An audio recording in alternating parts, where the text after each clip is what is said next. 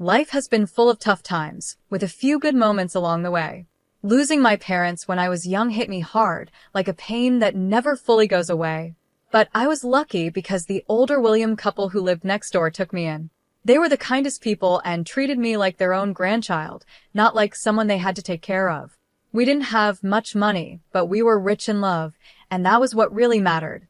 Things changed when they died in a car accident, just as I was about to turn 20 and thinking about going to college. Suddenly, I was on my own again. They left me some money for school and their house in the suburbs. Even though it was full of memories, I decided to sell it because it reminded me of them too much. I used the money to get a small apartment in the city, close to the college where I was going to study financial management. I met Michael at a friend's party. He was easygoing, fun, and didn't care what others thought. We got along right away. He accidentally bumped into me and spilled my drink. "Hey, watch it," I said, more surprised than angry. He smiled and said, "All right, my bad. Let me fix that." "What were you drinking?" I said, "Just beer." And he called out, "2 beers coming right up." That was Michael, simple, straightforward, and relaxed. We talked all night about everything and nothing. We found out we both hated sushi, but loved old movies. Talking to him was easy, and when the party ended, I didn't want to say goodbye. A year later, he proposed. We were watching TV together, just the two of us. He pulled a ring out of his pocket, no big speech or fancy gestures, and said, "Marry me," holding the ring so tightly I thought it might break. I laughed, not because it was funny, but because it was so perfectly us, simple and a little messy. "Yes, of course, you big goof," I said. Getting married didn't change much at first. It just felt right. We were the same as before, just officially married. We made ourselves at home in my small downtown apartment, close to the busy city, but having someone to share the quiet moments with made a big difference.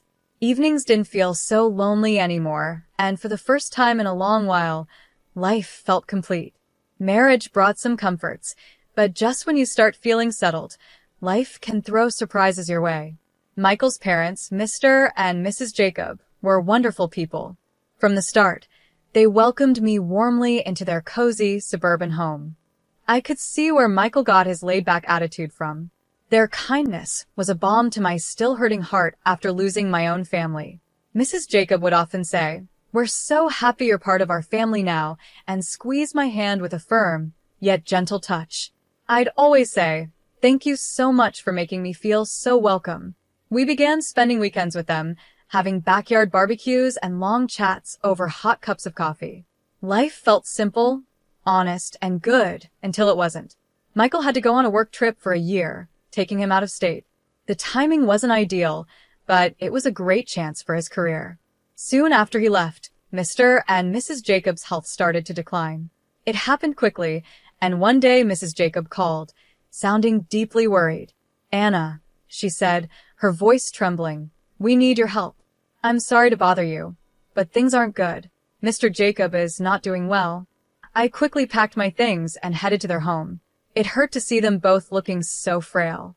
Mr. Jacob, who had always seemed so strong, now looked smaller, connected to tubes for his treatment. I settled into their routine, taking care of the cooking and cleaning, while Mrs. Jacob focused on looking after Mr. Jacob. In the evenings, I would read his favorite books to them. Often, he'd fall asleep before I finished a chapter, but on good days, he'd quietly say, "Thank you, Anna," even though his voice was weaker than before. I'd smile and reply, "It's my pleasure," holding his hand to comfort him. One afternoon, while I was preparing dinner, Mrs. Jacob sat at the kitchen table, looking more tired than usual. She wrung her hands nervously and said, "Anna, I don't know how to say this, but we're having some problems. Mr. Jacob was the main provider, and now things are tough." I put down the knife and gave her my full attention. "Sweetie, we're in a tight spot. Would you consider renting out your apartment? I hate to even ask, but maybe it will help us get through this tough time," Mrs. Jacob said, looking down, clearly embarrassed. Her words showed how serious their situation was, and I felt sorry for them. When I had no one, they took me in and became my family, so how could I say no? I tried to ease Mrs. Jacob's worries and said, "Of course, Mrs. Jacob. I'll take care of it right away," without even thinking twice. I found a tenant for the apartment quickly and sent Mrs. Jacob the rent money every month, along with extra for groceries and any unpaid bills. Family is what holds us together, so even though my commute to work became a long, tiring drive, I reminded myself of this on the hardest days. Each time I gave Mrs. Jacob the money, she would say, "You're a godsend, Anna," and I could see her relief. My only comfort was Michael's calls. Hearing his voice was like a brief escape. "How are things going, Jazz? Are you doing okay?" he would ask, even through the static of long-distance calls. I'd force a smile into my voice and say, "We're managing. Don't worry about us," not wanting to add to his stress. But everything changed when Mrs. Jacob's daughter from her first marriage, Shirley, suddenly appeared. The mood in the house shifted instantly, like a cold wind sneaking in. I didn't know her well, but I had heard enough from Michael and had seen how tense things got during her brief, awkward visits. I was already struggling with long drives to work and taking care of Mrs. Jacob, who was bedridden and getting sicker. But with Shirley around, the tension only grew. She made herself comfortable and made it clear she was here to stay. One evening, after a long, tough day, Mr. Jacob weakly called me over. His voice was shaky and low. "Anna, please keep an eye on Shirley," he said. "She's not a good person." His words made my stomach twist. "I understand, Mr. Jacob," I promised, even though I wasn't sure what exactly to watch out for. Just as Mr. Jacob warned, it didn't take long for Shirley to start taking control. The first signs appeared quickly. One morning, I found Shirley in the kitchen, standing by the breakfast table like a storm cloud. She sipped her coffee and looked at me like I didn't belong there. "Just so we're clear, I'm not here to be a maid or a cook for anyone," she said. I was surprised, but I stayed calm. "All right, Shirley," I replied, trying to keep things peaceful. "I can keep handling everything. I've been doing it so far." "Good, because I'm not doing anything. This is Mom's house," she snapped, daring me to challenge her. From that day on, Shirley made sure everyone knew she was there, and not in a friendly way. She ordered takeout just for herself and her mom, leaving the empty boxes for me to clean up. It hurt, but I kept quiet because Mr. and Mrs. Jacob deserved their peace. One evening, Mrs. Jacob, with a hint of her old warmth, said, "Anna, why don't you stay and eat with us tonight?" But before I could answer, Shirley cut in. "Anna has been busy all day, Mom. She probably wants to eat later," acting like she was looking out for me. It was clear I wasn't welcome. The days felt longer, and my chores piled up. Shirley's attitude spread throughout the house. Late at night, I could hear her talking to her mom, using harsh words to turn her against me. Slowly, Mrs. Jacob, who used to be so kind, changed. She thanked me less, and her looks became colder. A few weeks later, Mr. Jacob passed away. Michael flew in for the funeral, just in time to say goodbye. The whole event was sad, but having him, there was a relief. We hadn't seen each other for months, and it felt good to have him by my side during such a hard time. At the funeral, I noticed Shirley acting sweet and polite to everyone, almost too nice. After the service, Michael and I found a moment alone. "How've things been while I've been gone?" he asked softly. "It's been fine. Everything is okay," I said, forcing a smile. He already had enough to deal with, and I didn't want to add to his worries. "Are you sure? You seem a bit tired," he said, looking at me with concern. "It's just been busy helping out around here," I said, trying to brush it off. I said, trying not to look him in the eye. It wasn't the right time to bring up all the problems brewing under the surface. After Michael left, Shirley dropped the act of being the caring sister. Her rude and disrespectful behavior returned, and I had to deal with it once again. The whole mood of the house changed. Maybe it was her way of handling grief, but Mrs. Jacob became distant and cold towards me. Our conversations turned into orders, and I started to feel less like part of the family and more like an outsider. Shirley took control of the house, acting like she was in charge. She didn't care about anyone's feelings but her own. She would even barge into my room without knocking and go through my things, like she was searching for something. One day, I was trying to find some peace in the garden when I noticed a box hidden among the bushes. Curious, I opened it and found my lingerie, jewelry, and watches inside. My heart sank when I saw some of my clothes tossed nearby. Furious, I grabbed the box and stormed back inside. Shirley was lounging in the living room, acting like she owned the place. "What the hell, Shirley?" I shouted, my voice shaking with anger. "You can't just throw out my stuff." She gave a cold, mocking laugh. "Anna, you don't live here. You're just a guest and you're not wanted. You'd be better off in the garden or on the street. You're nothing more than a beggar." Her words stung like salt on a wound. I felt my whole body tremble. I turned to Mrs. Jacob, who had just walked into the room. "Mrs. Jacob, please, tell her she can't treat me like this. This is supposed to be my home too," I pleaded, my voice cracking. But the once kind Mrs. Jacob looked at me like I was a stranger. "This is Shirley's home now. Maybe you should find somewhere else to stay." Her words hit me harder than I could have imagined. Standing there, holding the box, my heart pounded. In that moment, the home and family I thought I had fell apart. I stayed despite everything because I had made a promise to Mr. Jacob on his deathbed to take care of his wife and make sure Shirley didn't take over. But it felt like Mrs. Jacob was becoming more like Shirley every day. Her looks grew colder and her words harsher. One evening, as I was cleaning up after dinner, Mrs. Jacob lost her temper. "What are you even doing here?" "Just sitting around, not helping," she snapped, her voice full of contempt. I tried not to let her words get to me, but I still replied, "I'm doing my best to keep things running smoothly." "Best? More like you're just using everyone," she sneered before leaving the room. Her comments hurt. I had rented out my apartment and given almost all the money to Mrs. Jacob, so I knew I wasn't just freeloading. Besides, I did most of the chores, while Shirley only complained and criticized. She was the one living off her mom's pension, yet she never let up. "What does my brother even see in you?" she would taunt through the thin walls every night. I kept reminding myself of the promise I made to Mr. Jacob, biting my tongue to hold back my anger. But the house had become a hostile place, and I felt trapped. One evening, I came home early from work, and something felt off. They didn't know I was there, and as I walked into the living room, I heard Shirley and Mrs. Jacob arguing. "We need to make her sell her apartment," Shirley said, her tone cold and selfish. "You know how much we could use that money." "Yes, but how do we convince her?" "Anna won't just give it up," Mrs. Jacob replied, sounding frustrated. "Leave it to me, Mom. I'll make her do it gently. Once she signs it over, we can finally live the life we deserve," Shirley said, her words dripping with deceit.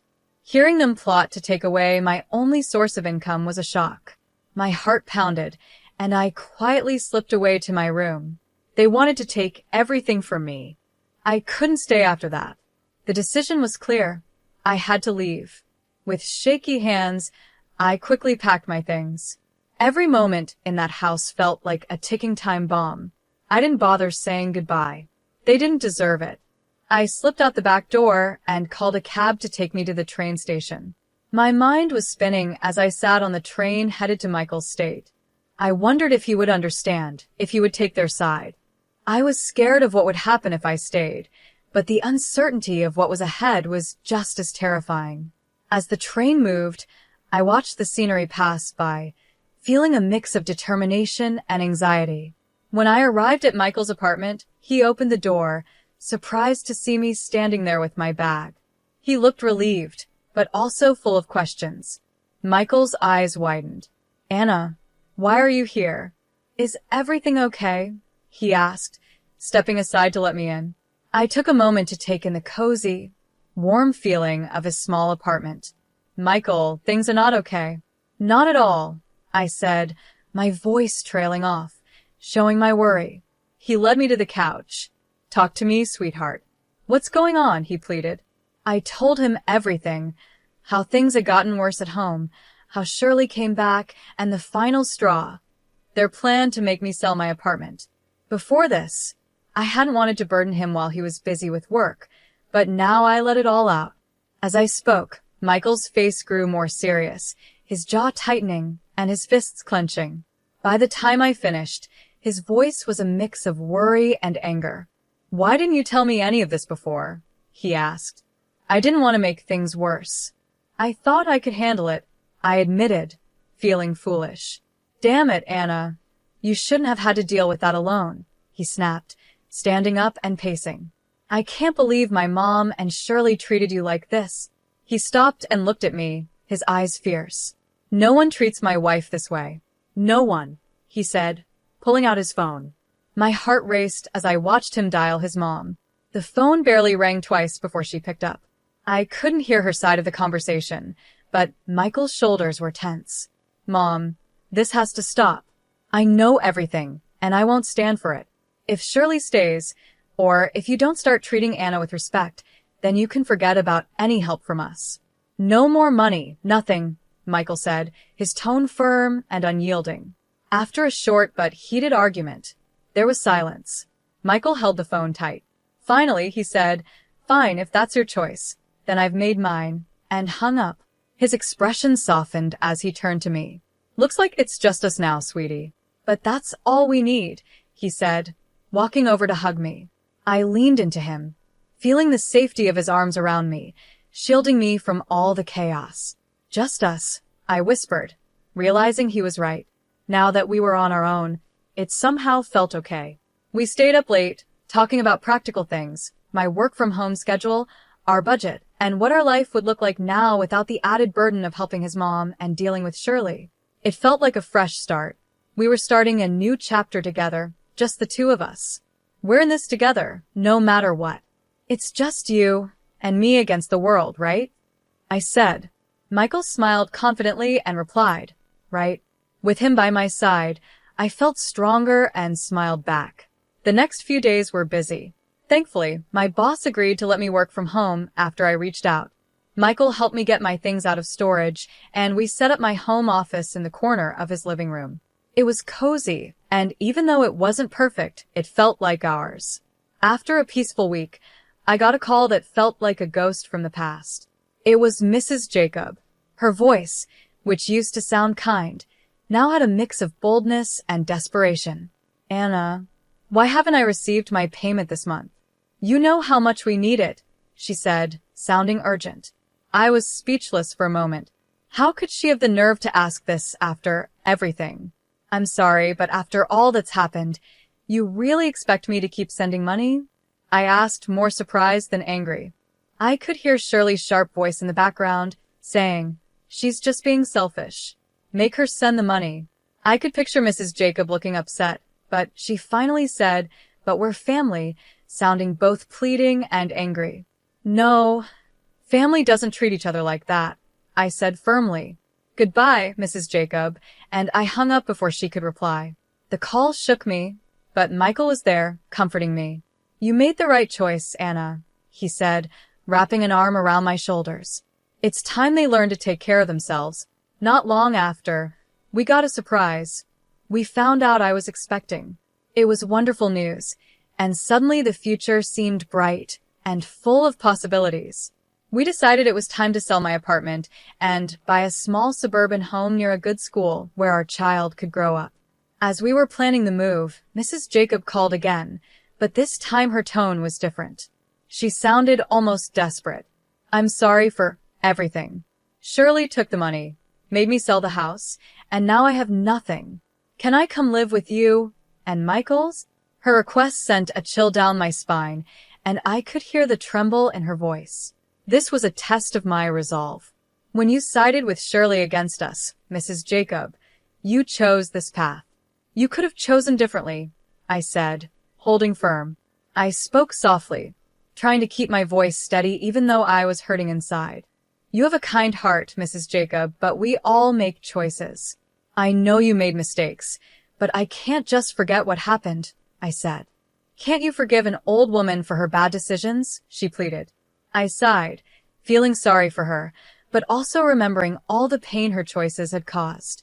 I have forgiven you, but that doesn't mean I can let you back into my life, I replied. You have to live with the consequences of your actions, just like I have. Then I hung up and blocked her number. We moved forward with our plans and bought a small, cozy house with a garden for our kids to play in. One lazy Friday morning, I was slowly reading the newspaper and sipping my coffee when a headline caught my eye. Local woman arrested for massive fraud scheme. I saw a picture of Shirley, looking defeated and in handcuffs. I felt a mix of shock and, to be honest, a bit of relief. "Look at this, Michael," I said, holding up the newspaper. "It's Shirley. She's been arrested for fraud." Michael took the paper and read the story with a serious expression. "Wow, that's a lot to take in, but I can't say I'm surprised," he said. "She made her choices, and now she's facing the consequences," I said, feeling a sense of closure I didn't realize I needed. Later, we heard from friends that Mrs. Jacob was working 2 jobs and living in a small apartment to get by. The debt Shirley left behind was too much for her pension to cover along with her other expenses. "Have you heard about your mom?" Michael's friend MH asked when they came over for a barbecue one evening. "Yeah, I've heard," Michael replied, flipping burgers on the grill. There was a touch of sadness in his voice, but also determination. "She made her choices, and this is the reality now." MH nodded. "I just thought you should know." After that, the conversation shifted to lighter topics about work and sports, and the evening carried on. We had moved on, and so had life. When Megan was born, the joy we felt was overwhelming. Everything changed when I became a mom. It changed our dreams and goals, and it even healed some old wounds with new love. "Can you believe she's ours?" I whispered one night as Michael and I watched Megan sleep in her crib. I whispered softly, and Michael gently replied, "I know," as he put his arm around my shoulders. "She's perfect," he said, his voice full of warmth. We spent our days marveling at every little thing Megan did, every smile, every giggle. She was our little miracle, and when she was with us, all the bad memories seemed to fade away, making room for happy ones. Every day was simple, but filled with small moments of joy that made our family life feel complete. We would take walks in the park, laughing as Megan tried to chase butterflies. On chilly nights, we'd read books and play games at home. Our love for our daughter brought Michael and me closer, making our bond stronger every day. One bright afternoon, I was sitting in the garden with Megan while Michael was at work. I watched her play with her toys, surrounded by the sweet smell of roses in full bloom. It was a perfect moment, a snapshot of the life we had built together. "Look, Mommy," Megan said, holding out a flower she had picked. "That's beautiful, sweetheart," I said, smiling at her. I thought about the journey that had brought us here. Even though we had faced hard times, they led us to this peaceful, happy place. I felt so grateful for Michael's love and support and the strength we found in each other. That evening, as we sat down for dinner, Michael reached across the table and took my hand. "We've come a long way, haven't we?" he said, his eyes full of love. "We have," I replied, holding his hand tightly. "And I wouldn't change a thing." We looked forward to the future with hope and confidence, knowing that we could face any challenges together. Our hearts were full of joy, our family was strong, and our love was unbreakable.